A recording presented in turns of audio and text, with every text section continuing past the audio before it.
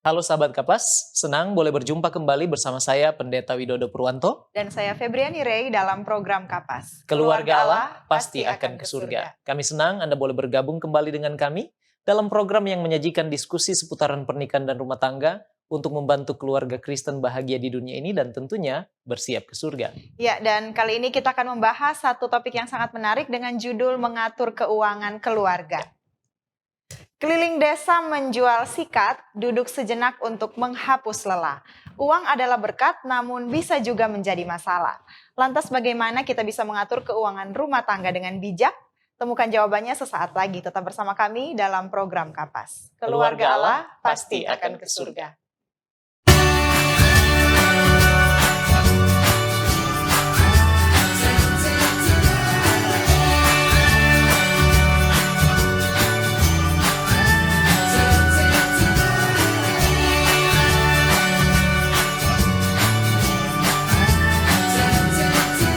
Saksikan selalu program Keluarga Allah Pasti ke Surga setiap Kamis pukul 18 waktu Indonesia Tengah di YouTube channel Cornelius Media, Bridge to the Truth.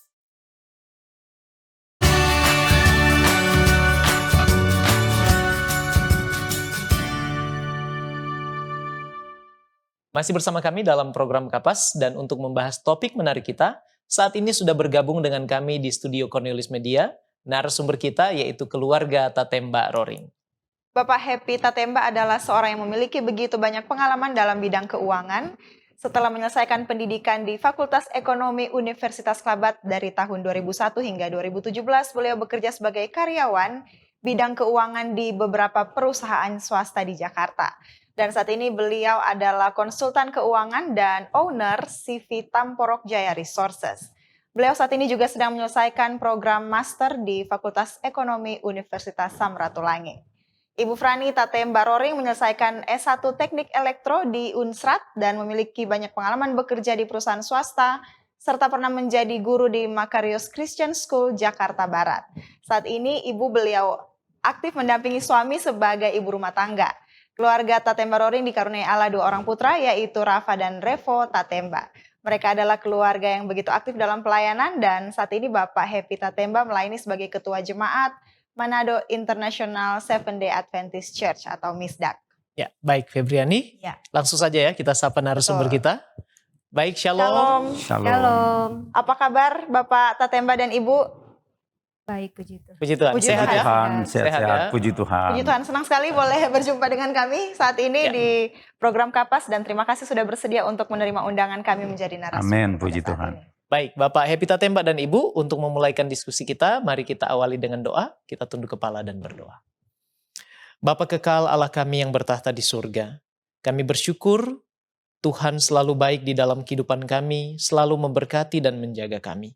Saat ini kami boleh bergabung kembali di dalam program Kapas.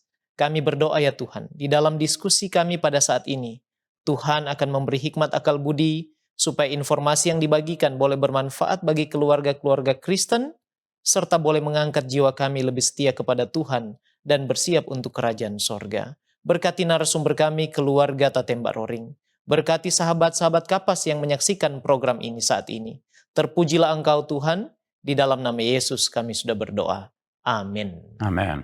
Baik Bapak Tatemba dan Ibu, topik kita pada saat ini adalah mengatur keuangan keluarga. Nah, ada pendapat bahwa banyak masalah yang terjadi dalam rumah tangga itu awal mulanya itu adalah dengan masalah keuangan. Nah, bagaimana tanggapan Bapak dan Ibu tentang hal ini? Silakan. Ya, terima kasih atas pertanyaannya. Tentunya kita bersyukur dan Ya. kita puji Tuhan bisa sama-sama di sini. Pertanyaan yang begitu baik karena ini yang lagi sedang ramai dibahas sekarang, di mana saya mendapat satu data. Data ini menyatakan bahwa tahun 2021 ini kurang lebih 259.000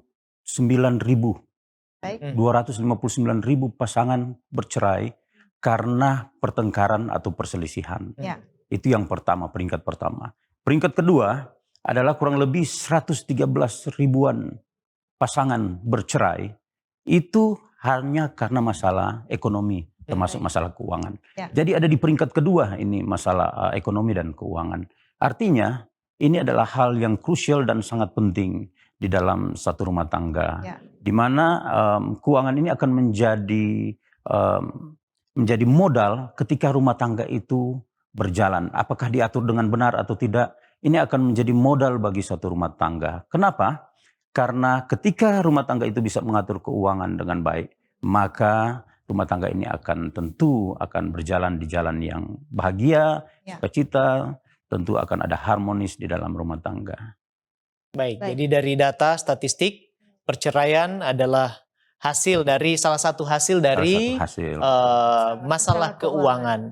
Nah, apakah memang keuangan ini selalu menjadi awal dari masalah-masalah yang lain yang terjadi di dalam kehidupan rumah tangga? Apakah Bapak dan Ibu setuju atas pendapat ini? Oke, terima kasih Pendeta untuk pertanyaannya.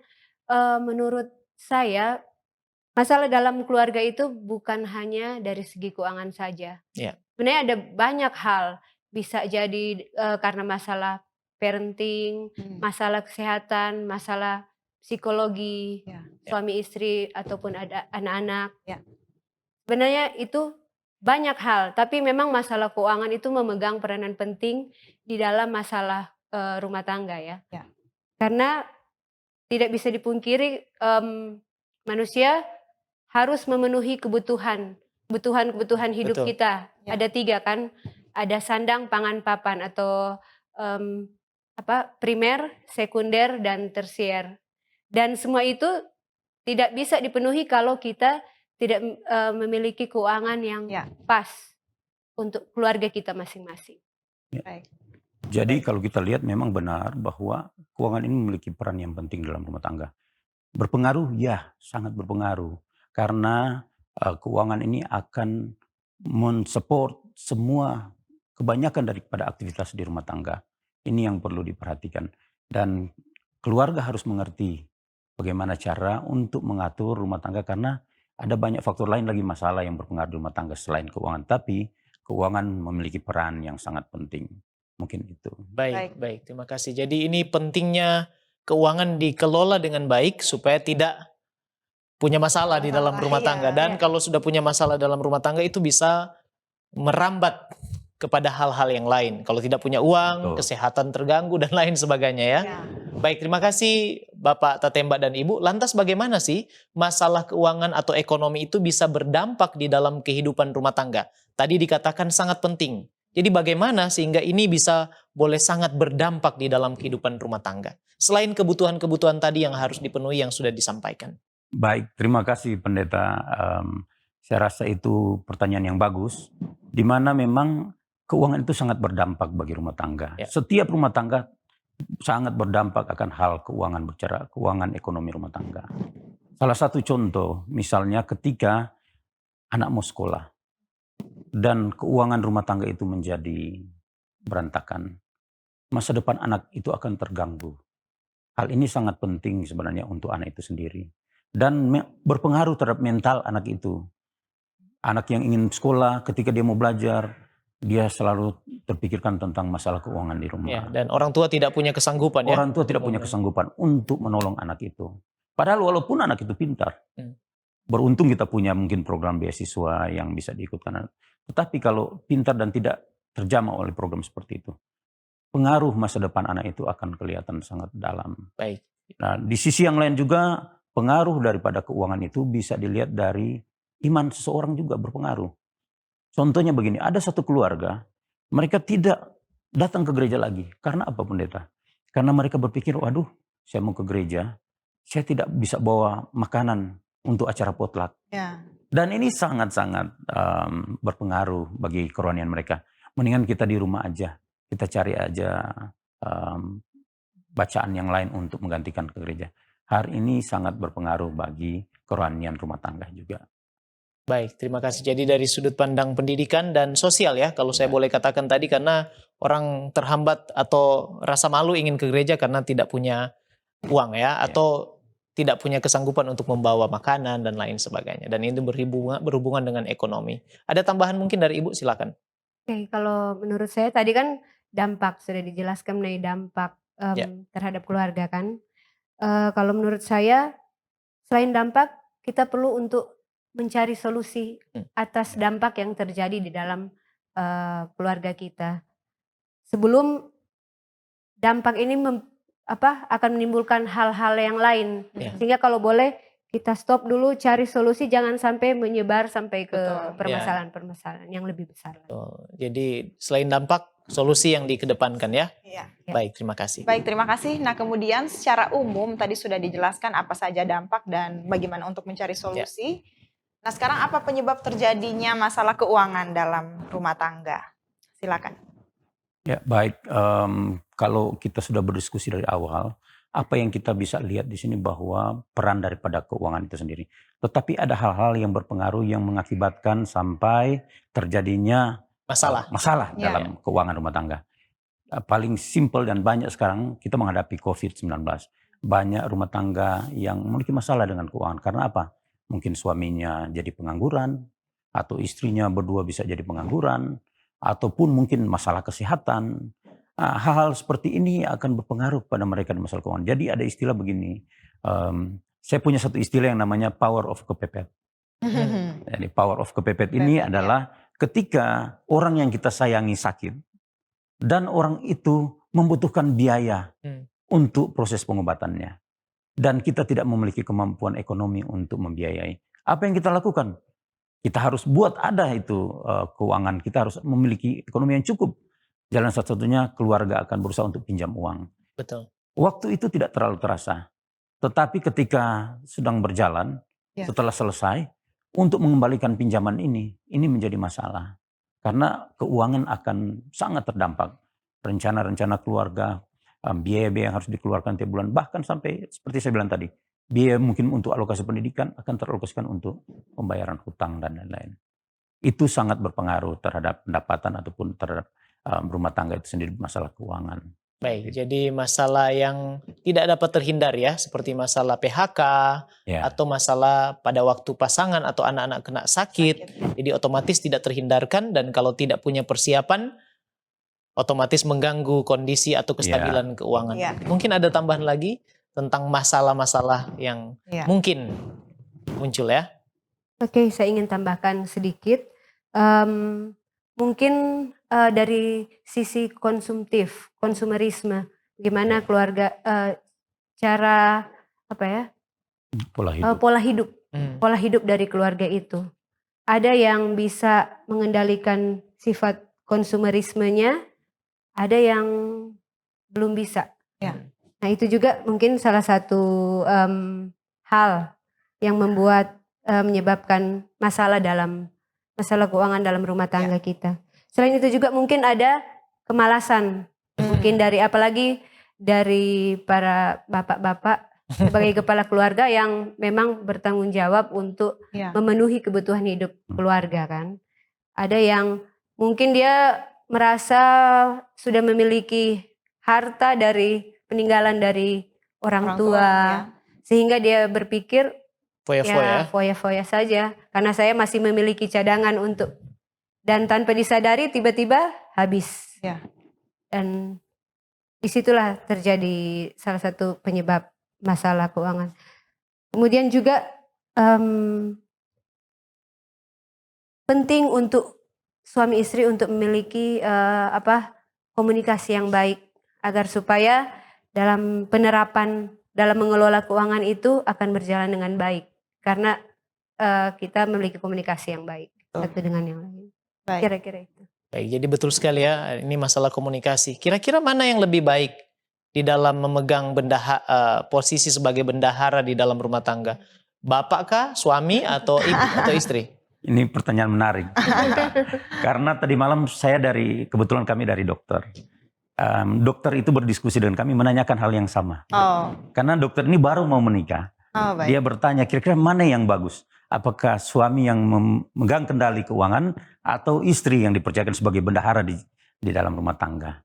Jadi waktu itu kami menjawab bahwa itu kembali ke apa yang dikatakan istri saya, bahwa komunikasi di dalam rumah tangga itu penting. Ketika mungkin suami merasa bahwa dikomunikasikan, bagus suami yang memegang kendali keuangan. Berarti itu dipercayakan pada suami, tetapi dikomunikasikan. Kalau bagi keluarga saya, keluarga kami memiliki sistem yang agak berbeda. Walaupun nanti istri akan mengendalikan keuangan kami, tetapi anak-anak kami libatkan di dalam membicarakan masalah keuangan. Jadi mereka mengetahui bagaimana ketika kami akan dapat uang, apa yang harus kami lakukan, mengingat kami harus stick to the budget, selalu akan kembali melihat kepada budget yang telah ditentukan. Tetapi intinya anak-anak ikut terlibat di dalam program ini supaya mereka juga mengerti. Karena apa? Tujuan kami adalah kami mau mendidik mereka ketika mereka berumah tangga nanti. Betul. Mereka tahu cara untuk mengatur keuangan di rumah tangga mereka juga. Ya. Mungkin itu. Baik. Tadi juga disinggung tentang masalah gaya hidup, ya. Jadi saya berpikir berapapun gajinya, kalau gaya hidupnya itu adalah hedon atau foya-foya, maka apapun akan habis, ya. Kira-kira bagaimana sebagai konsultan keuangan dalam pekerjaan sehari-hari, ini boleh memberi masukan kepada klien tentang gaya hidup mereka? Ya, jadi memang kalau kita lebih banyak berkecimpung di dunia perusahaan ya, bagaimana memberi advice kepada perusahaan tentang bagaimana supaya prinsip ekonomi itu mencari keuntungan yang sebesar-besarnya dengan pengeluaran yang sekecil-kecilnya, itu mungkin seperti itu. Tetapi di rumah tangga juga bisa diaplikasikan. Bagaimana kita mencoba untuk tidak menggunakan kehidupan kita itu seperti orang-orang yang di luar kemampuan kita. Misalnya contoh, kemampuan saya itu cuman naik mobil yang sederhana. Saya memaksakan kehidupan saya untuk naik mobil yang mewah. Dan ini akan berbahaya bagi keluarga itu sendiri. Akan terjerat dengan hutang, kita akan bermasalah dengan kakak perawan di rumah tangga juga. Karena itu ujung-ujungnya akan menuju kepada rumah tangga itu sendiri tidak akan harmonis. Betul. Karena akan dililit dengan banyak masalah. Ya. Jadi makanya penting untuk gaya hidup kita harus, bagaimana supaya gaya hidup kita baik? Kita harus disiplin, harus stick dengan apa yang kita sudah bicarakan dan apa yang kita sudah rencanakan bersama-sama. Itu paling penting. Kita harus melihat mana kebutuhan-kebutuhan yang paling utama. Ada kebutuhan yang sudah dikatakan tadi, kebutuhan yang rutin yang kita tidak bisa hindari, ada kebutuhan yang sekunder yang mungkin kita masih bisa akalin, dan apalagi yang tersier yang mungkin kalau belum perlu gaya hidup itu. Iya, gaya hidup. Ada yang lagi top sekarang ini adalah orang-orang mau gaya hidup mereka sederhana tapi mereka berinvestasi. Nah, investasi ini ada banyak macam. Ada investasi dalam hal knowledge, artinya dia investasi untuk sekolah lagi. Ya. Kenapa dia harus sekolah lagi? Supaya ketika dia sedang bekerja dan dia sekolah, dia tamat, tentu dia akan dipromosi. Baik. Keuangannya akan lebih membaik. Baik. Itu salah satu investasi. Ada investasi dalam segi aset. Aset yang bekerja untuk memberikan tambahan income bagi keluarga. Ada mungkin dari sisi investasi masalah keahlian dan lain-lain. Baik. Hal ini tujuannya apa? Adalah supaya mereka bisa memiliki income yang besar untuk mencapai, mungkin mereka ingin gaya hidup yang lebih baik lagi, seperti itu. Tapi intinya adalah jangan malas kalau begitu ya. Yes. Karena salah satu masalahnya adalah kemalasan. Baik, puji Tuhan sejauh ini kita sudah mendiskusikan mengapa topik mengatur keuangan dalam rumah tangga itu sangat penting. Dan juga kalau boleh, sahabat Kapas yang menyaksikan program ini menghindari pemicu-pemicu terjadinya masalah di dalam keuangan rumah tangga. Iya, Bapak Tatemba dan Ibu, kita akan jeda sejenak. Dan sahabat Kapas jangan beranjak dulu sebab setelah ini kita akan membahas lebih dalam lagi tentang mengatur keuangan keluarga. Kami akan kembali sesaat lagi dalam program Kapas. Keluarga Allah pasti akan ke surga. Tahukah Anda, buah adalah sumber vitamin dan antioksidan alami yang dapat meningkatkan metabolisme tubuh. Sayur memperlancar buang air besar dan dapat menurunkan risiko terkena berbagai penyakit kronis. Selalu mengonsumsi air mineral untuk menjaga keseimbangan cairan tubuh. Berolahraga dengan teratur dapat membantu kita mengendalikan berat badan. Selalu beristirahat yang cukup agar tubuh tetap sehat dan bugar. Jangan lupa untuk selalu menyaksikan program live di YouTube channel Cornelius Media, Bridge to the Truth.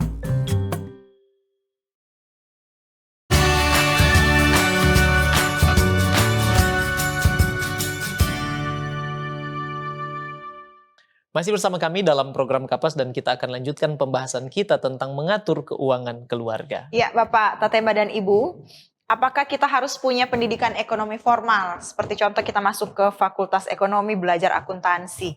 Barulah kita bisa mempunyai keahlian atau skill untuk mengelola keuangan dalam rumah tangga dengan baik. Apakah seperti itu? Jadi ada banyak mungkin yang bilang saya kan tidak sekolah. Iya. Jadi saya tidak punya keahlian untuk mengatur karena saya keuangan tidak dengan baik. tamat akuntansi dan sebagainya. Apakah harus seperti itu? Ya, Silakan. silakan.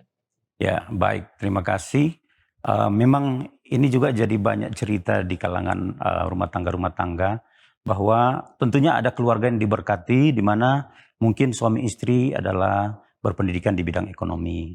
Sehingga mungkin akan lebih mudah ketika mereka berkomunikasi bicara tentang keuangan rumah tangga. Ya. Betul. Ada juga yang mungkin satu di pendidikan ekonomi, yang satunya tidak.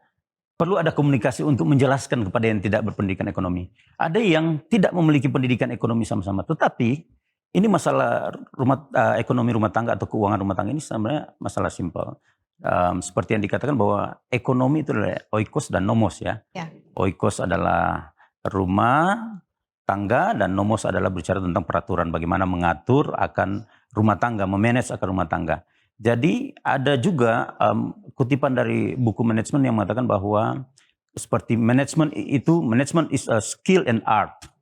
Ini berarti adalah skill dan art, seni. Begitu juga dengan mengatur keuangan rumah tangga, skill and art. Ada orang yang mungkin dua-duanya memiliki latar belakang ekonomi, pendidikan ekonomi yang bagus, tetapi mereka tidak bisa mengatur keuangan rumah tangga mereka.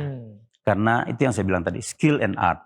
Ada yang mungkin dua-dua bukan memiliki latar belakang ekonomi, tetapi mereka bisa mengatur dengan yang sesimpel mungkin. Mengatur keuangan rumah tangga itu sesimpel mungkin. Misalnya, mereka bisa mengatur, kan ini cuma bicara masalah uang masuk, uang keluar.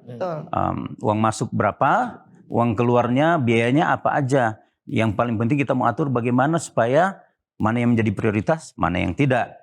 Mana yang akan digeser untuk nanti bisa bulan depan atau bisa 2 bulan depan misalnya seperti itu.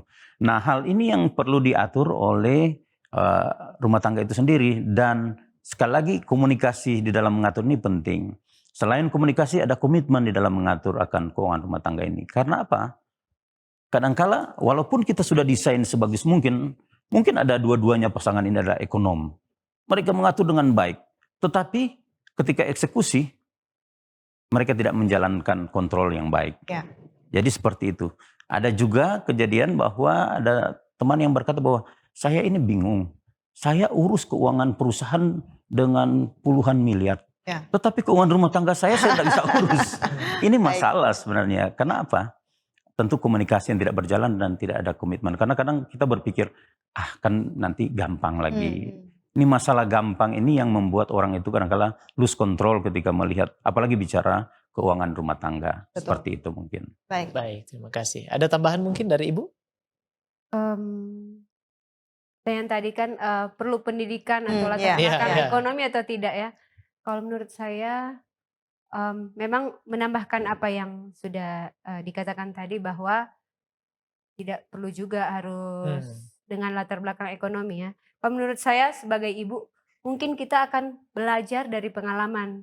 Jadi pada saat masih keluarga muda akan berbeda dibandingkan dengan keluarga yang sudah senior ya. Karena mungkin fokus kita akan berbeda. Untuk keluarga muda mungkin mereka lebih optimistis untuk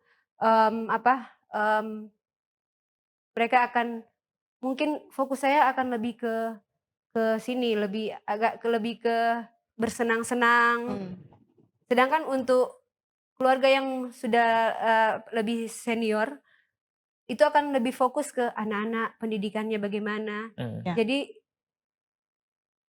untuk masalah ini kalau menurut saya sih kita bisa belajar dari pengalaman kita seiring dengan waktu yang berjalan. Baik.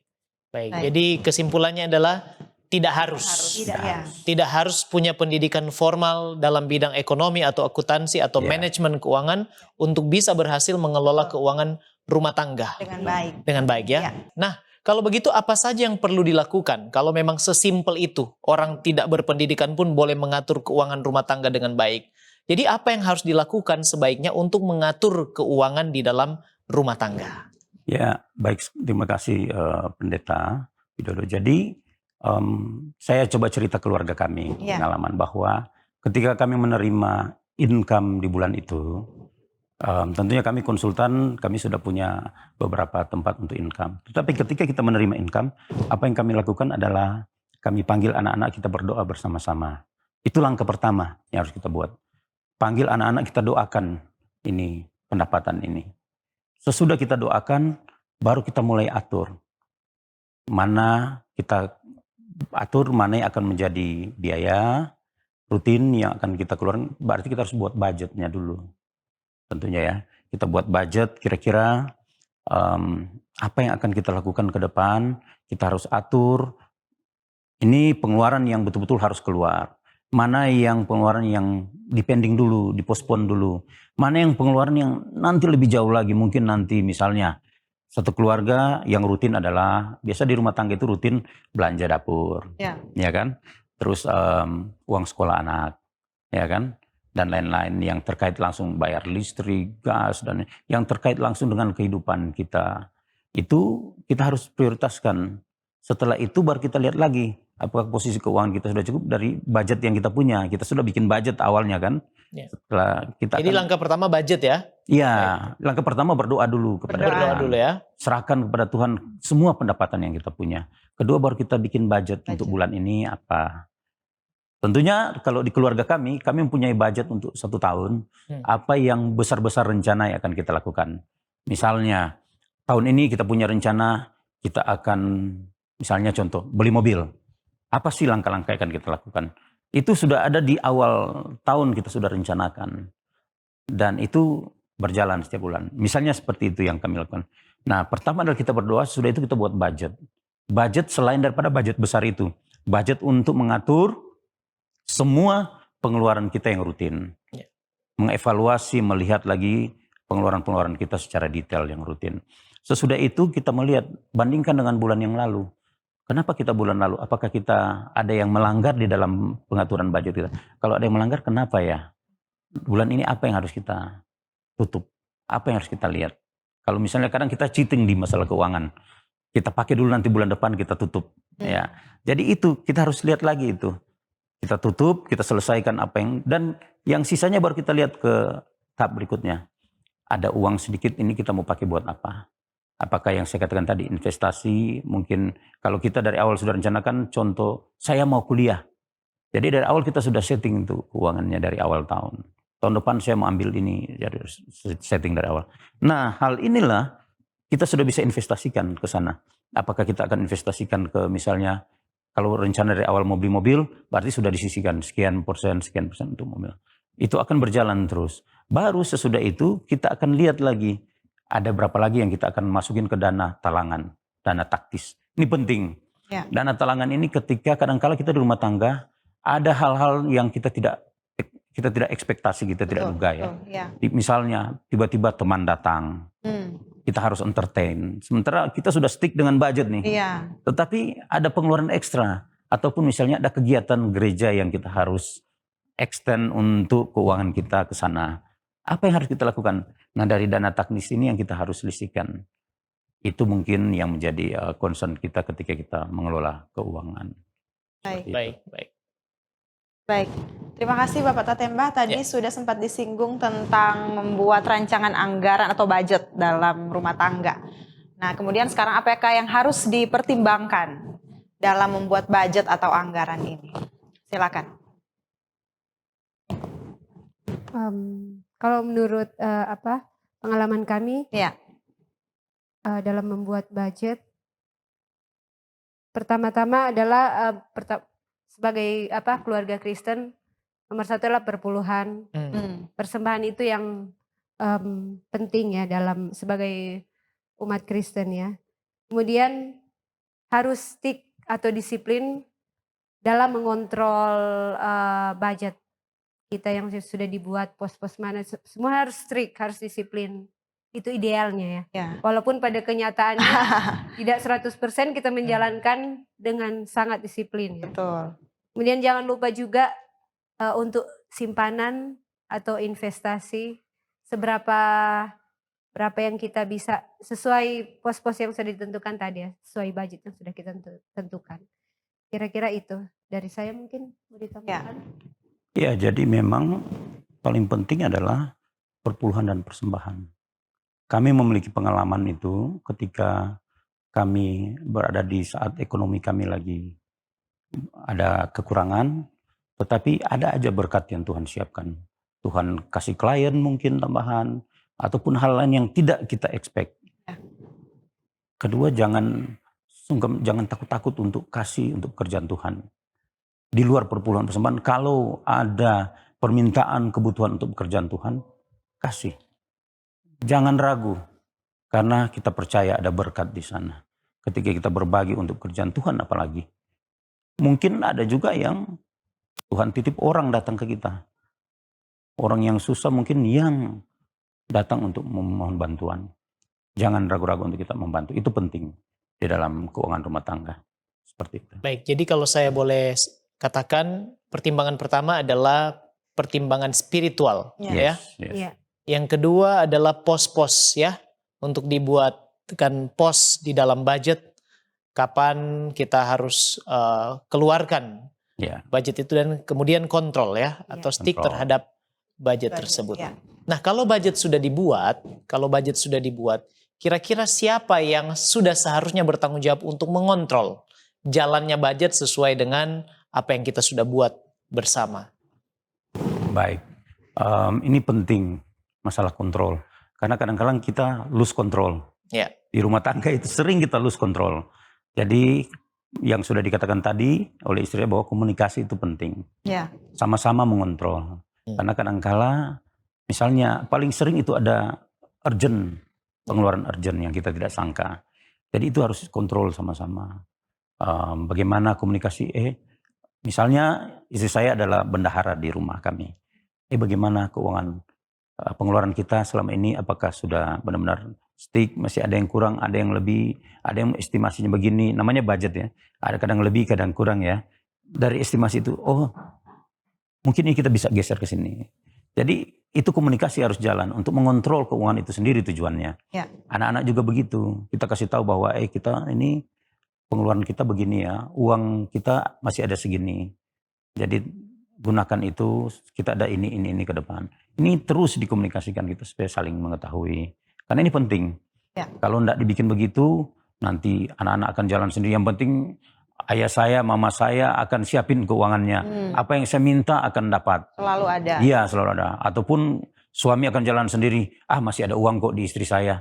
Padahal nanti ketika dia cek, lah uangnya kemana? Padahal dia sendiri yang berjalan tidak sesuai dengan apa yang telah dibudgetkan. Ya. Baik, jadi ada kontrol bersama. Kalau di perusahaan ada controller, ada orang yang ditugaskan khusus ya. Iya. Tapi kalau di rumah tangga idealnya komunikasi ya. Ya. Nah, pertanyaan terakhir di segmen ini, Bapak Tatemba dan Ibu, adalah bagaimana kemudian ketika kita sudah buat budget, kira-kira idealnya berapa persen untuk saving dan berapa persen untuk investasi?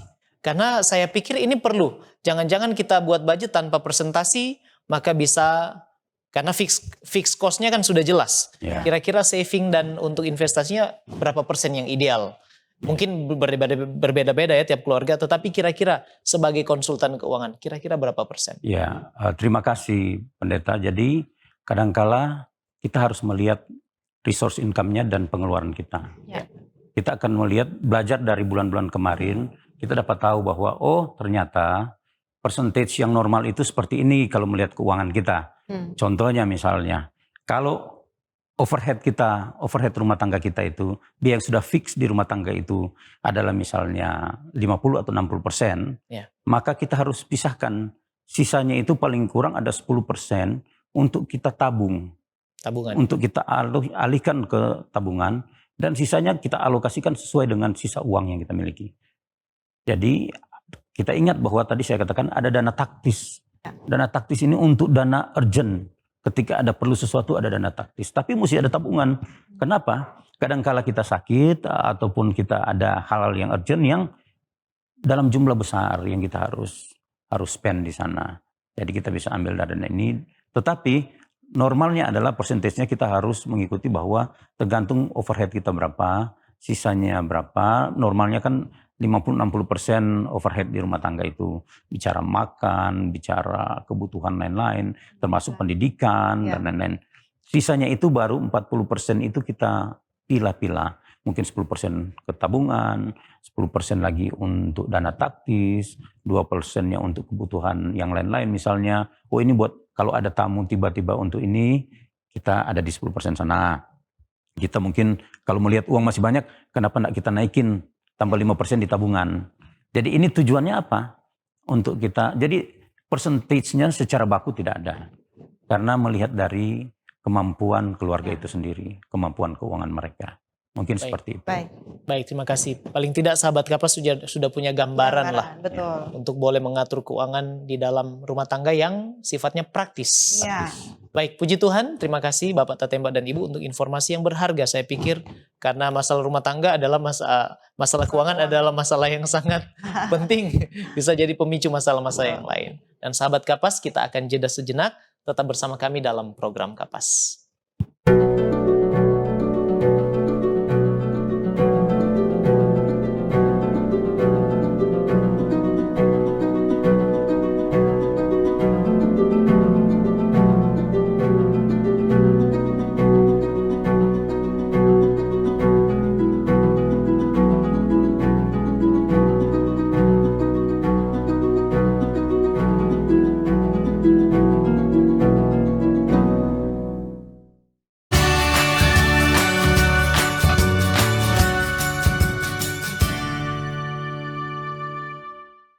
Masih bersama kami dalam program Kapas dan tidak terasa kita sudah tiba di segmen terakhir diskusi kita. Kita akan lanjutkan pembahasan tentang mengatur keuangan keluarga. Ya, betul sekali Febriani. Bapak Tatemba dan Ibu, kita datang kepada pertanyaan pertama di segmen yang terakhir kita.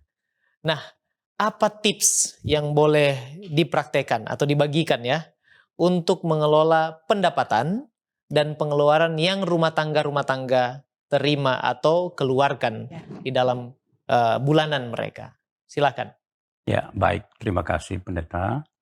Jadi memang seperti yang kita sudah bahas tadi, ini pengeluaran dan penerimaan ini seperti saudara kembar.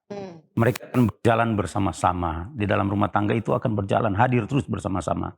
Nah, bagaimana supaya kita bisa mengatur ini pendapatan dan pengeluaran? Ini penting untuk diatur. Caranya kalau yang kami alami adalah pengalaman kami bahwa pertama kami melihat sumber income kami di mana aja.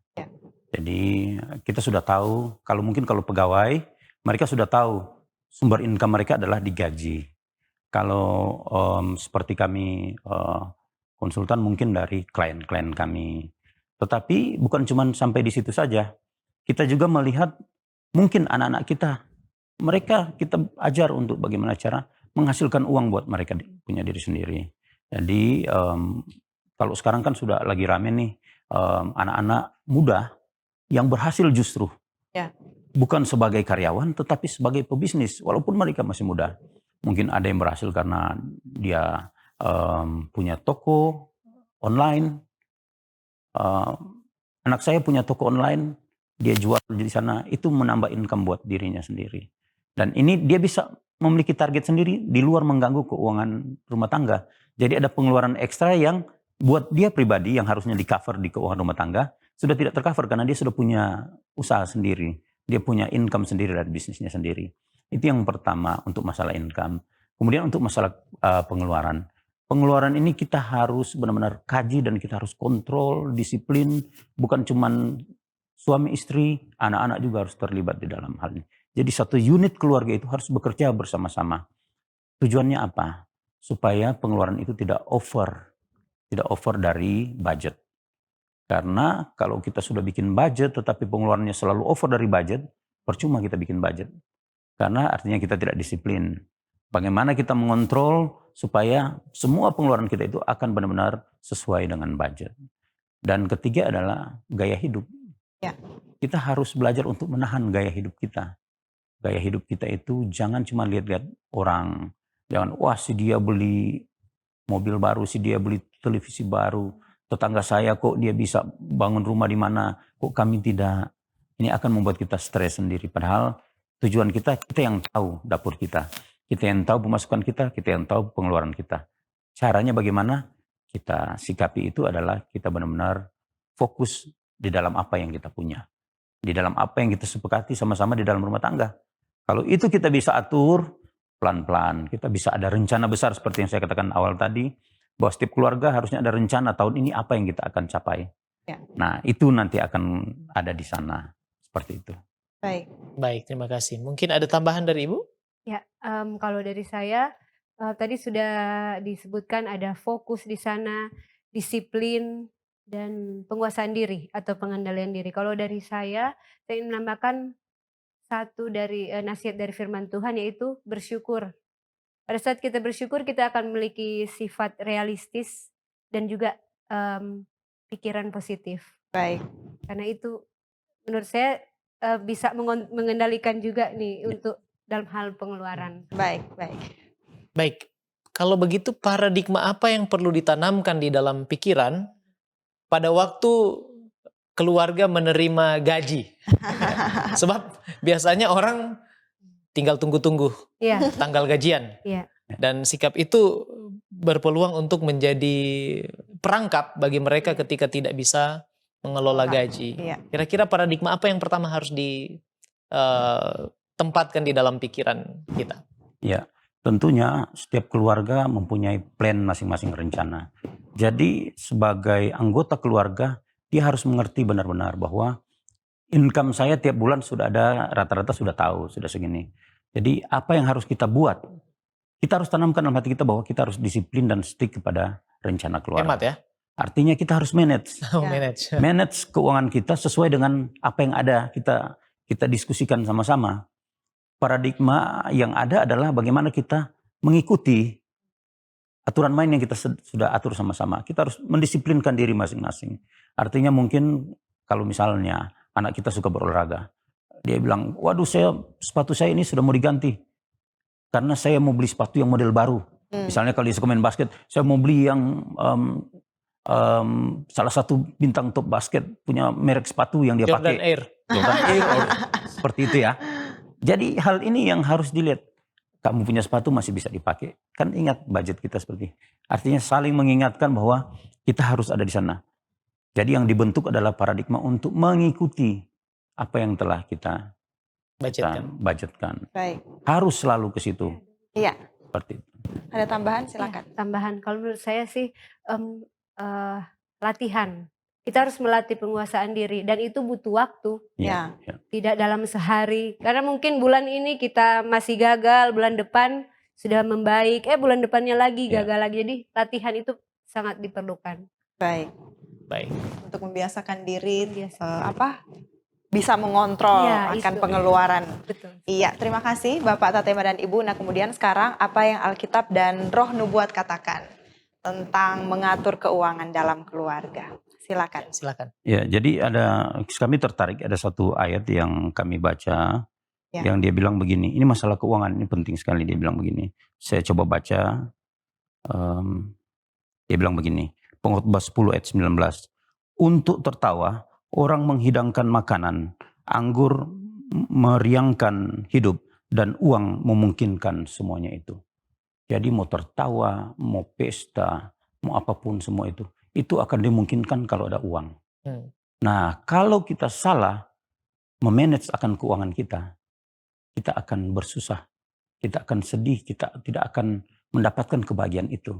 Karena uang itu bukan segalanya, betul. Tetapi uang itu berpengaruh terhadap banyak hal di dalam rumah tangga. Ya. Jadi itu makanya ayat ini begitu penting mengajarkan kita untuk, ada ayat yang lain bilang hati-hati dengan uang, karena uang adalah akar segala cinta akan uang.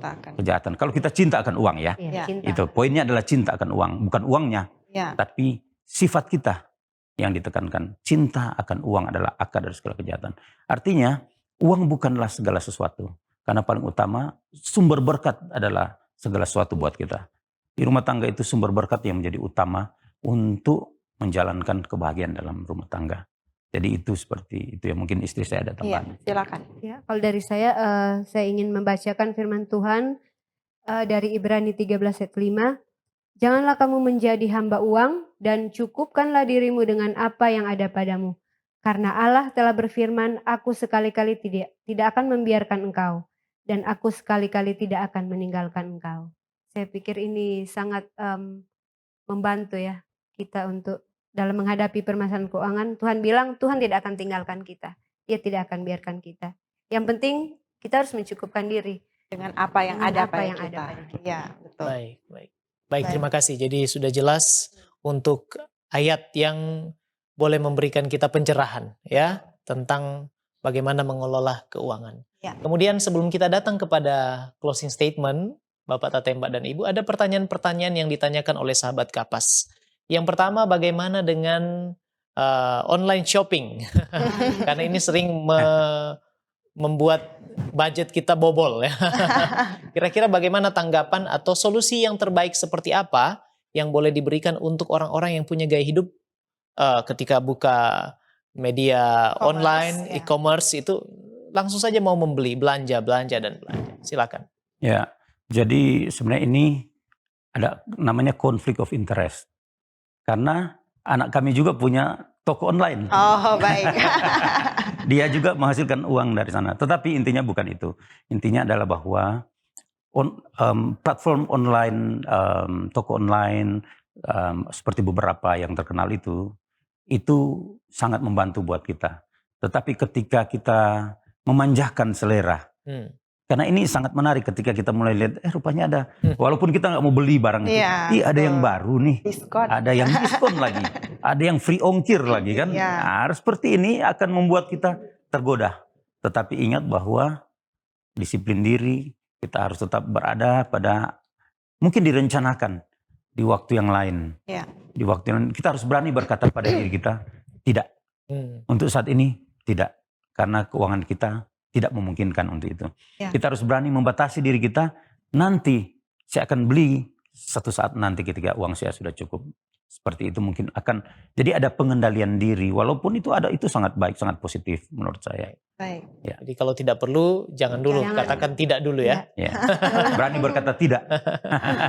Baik, jadi itu sudah terjawab. Kemudian pertanyaan berikut adalah, bagaimana dengan orang yang masih pacaran? Apakah mereka diperbolehkan untuk membicarakan tentang keuangan atau pengaturan keuangan? Atau misalnya mungkin mereka sudah tunangan, apakah bisa membicarakan tentang pengaturan keuangan? Saya pikir itu hal yang baik ya, karena sudah dipersiapkan sebelum kita masuki jenjang pernikahan. Jadi kita sudah mulai melatih, seperti kata saya tadi, latihan. Ya. Jadi kita sudah mulai melatih bagaimana untuk mengontrol, tapi sesuai dengan porsi masing-masing lah. Tidak mungkin semua, karena belum nikah kan, semua gaji saya sudah langsung ke pasangan saya, belum istri saya kan. Jadi kira-kira sesuai porsi lah. Yang penting kita sudah melatih dari sebelum memasuki jenjang pernikahan. Baik. Jadi ada pendapat yang bilang begini, pendeta.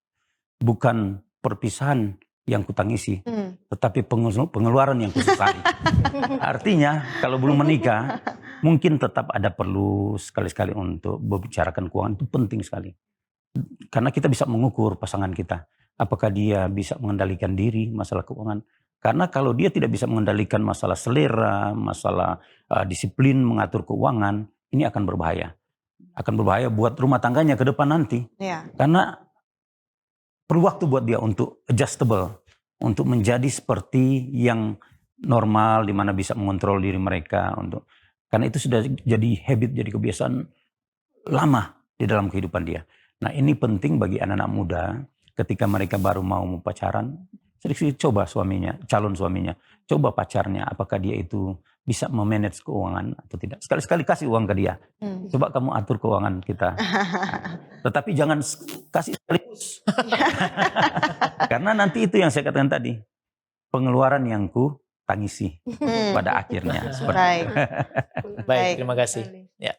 Ya, terima kasih untuk sahabat Kapas yang sudah bertanya pada saat ini. Dan sebagai kesimpulan, bolehkah Bapak Tatemba dan Ibu memberikan closing statement untuk kita semua pada saat ini? Ya, silakan. Baik, buat seluruh pemirsa, tentu dari kami ada satu rahasia yang kami ingin sampaikan, bahwa ada 3B menurut kami dalam mengatur keuangan rumah tangga.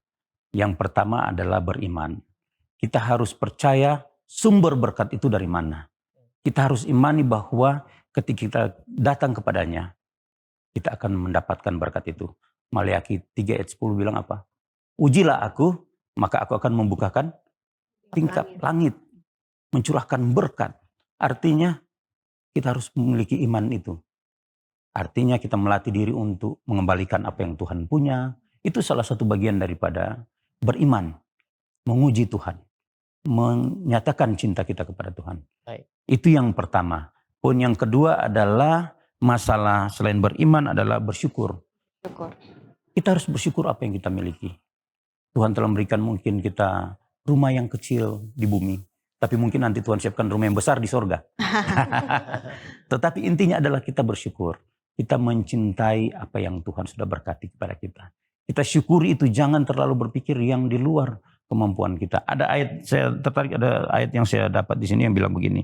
Roma 12 ayat 3. Jadi jangan terlalu berpikir di luar kemampuan kita. Ya. Boleh berencana, tidak salah. Tetapi ketika kita berambisi di luar kemampuan kita, ini akan menjadi bahaya. Kita bisa sakit, bisa berpengaruh terhadap keuangan kita, apalagi kita sebagai kepala keluarga, memiliki cita-cita yang besar, tetapi kita tidak bisa capai itu. Ini bahaya. Ya. Akan mengancam perkembangan rumah tangga itu sendiri. Ya. Ya, itu masalah bersyukur. Yang ketiga adalah masalah berbagi. Jadi kita harus berbagi. Jadi ada satu perumpamaan masalah gelas. Gelas itu ketika dituangkan dengan air, itu lama-lama dia akan naik dan menjadi penuh. Ketika dia penuh, dia akan apa? Tumpah. Artinya berkat itu bukan cuma buat kita sendiri. Kita harus tumpahkan kepada orang lain di sekitar kita. Banyak orang yang Tuhan titipkan melalui berkat yang dia percayakan kepada kita. Coba lihat, kalau sekarang kita melihat banyak sekali orang-orang yang diberkati Tuhan karena mereka juga rajin menjadi berkat bagi orang lain. Itu penting. Jadi jangan pelit. Kita melihat mana yang penting sesuai kebutuhan orang-orang di sekitar kita. Karena itu berkat yang Tuhan percayakan kepada kita. Jadi ada ayat Alkitab juga yang saya dapat di situ, ada di Amsal 11 ayat 25, dia bilang ini, siapa banyak memberi, berkat diberi kelimpahan. Banyak memberi, banyak berkat akan berlimpah. Kemudian ada di Kisah 20 ayat 35, adalah lebih berbahaya lebih berbahagia memberi daripada menerima. Artinya kalau kita memberi adalah satu kesukaan. Jadi jangan pakai konsep pemain tinju. Lebih berbahagia memberi daripada menerima. Tetapi dalam hal ini adalah kita memberi karena Tuhan telah mempercayakan berkat kepada kita. Mungkin itu dari saya atau istri ada tambahan. Baik, terima kasih. Puji Tuhan untuk informasi yang sudah dibagikan. Beriman, bersyukur, dan berbagi. Ya. Jadi kita sudah mendengarkan penjelasan yang bermanfaat dan menginspirasi kita semua untuk boleh mengatur keuangan dengan baik dalam rumah tangga, supaya kita ini boleh berbahagia dalam kehidupan kita di dunia ini dan terus setia mengembalikan apa yang menjadi milik Tuhan sebagai penatalannya yang sejati, dan kemudian kita boleh bersiap ke surga. Ya. Dan untuk menutup diskusi kita, bolehkah Bapak Happy Tatemba berdoa untuk kita sekalian? Baik, mari kita berdoa. Tuhan Allah yang kami sembah, Allah pemilik alam semesta, Tuhan, kami ini adalah alat-alat-Mu yang mungkin tidak berharga, tetapi oleh karena kasih karunia Tuhan, kami memiliki nilai di hadapan Tuhan. Terima kasih Tuhan karena Tuhan masih mengasihi kami. Terima kasih Tuhan karena Tuhan masih mempercayakan berkat-berkat Tuhan pada kami. Tuhan, ajarlah kami untuk mengerti dan mengelola, berdisiplin dalam mengelola berkat yang Tuhan percayakan pada kami. Dan kiranya berkat-berkat ini dapat memenuhi kebutuhan kami, terlebih khusus menjadi berkat juga bagi orang-orang di sekitar kami. Tuhan berkati program ini kiranya menjadi berkat bagi seluruh pendengar yang ada di rumah, ataupun dimanapun mereka berada. Dan kiranya ini akan menjadi pelajaran dan mungkin tambahan pengetahuan bagi mereka yang belum memiliki pengetahuan tentang ini. Dan ini bisa menjadi kepujian dan kehormatan bagi nama Tuhan. Tuhan berkati seluruh yang terlibat dalam acara ini Tuhan. Terima kasih Tuhan, terpujilah nama-Mu, di dalam nama anak-Mu Yesus Tuhan dan Juru Selamat kami mau berdoa ini. Amin. Amin. Sekali lagi terima kasih kepada Bapak Happy Tatemba dan Ibu Frani Tatemba Roring yang sudah menjadi narasumber yang menginspirasi kita semua pada saat ini, dan doa kami adalah Tuhan akan selalu memberkati Bapak Tatemba dan Ibu dalam kehidupan rumah tangga dan juga bersama anak-anak dalam pelayanan. Dan dengan demikian berakhir sudah kebersamaan kita, dan kalau sahabat Kapas merasa diberkati, jangan lupa untuk subscribe, like dan bagikan kanal YouTube Cornelius Media, dan jangan lupa untuk bergabung kembali bersama kami dalam program yang sama pada episode selanjutnya. Terima kasih juga atas kesetiaan Anda bergabung dengan Cornelius Media. Jangan lupa saksikan program menarik lain dari Cornelius Media. Menjadi sahabat Kapas, kita belajar bersama, Kita bertumbuh bersama, kita bahagia bersama, dan kita bersiap ke surga bersama, sebab keluarga Allah pasti akan ke surga. Saya Pendeta Widodo Purwanto. dan saya Febriani Rey bersama dengan narasumber kita, keluarga Tatemba Roring. Sampai jumpa lagi dan salam Kapas. Salam.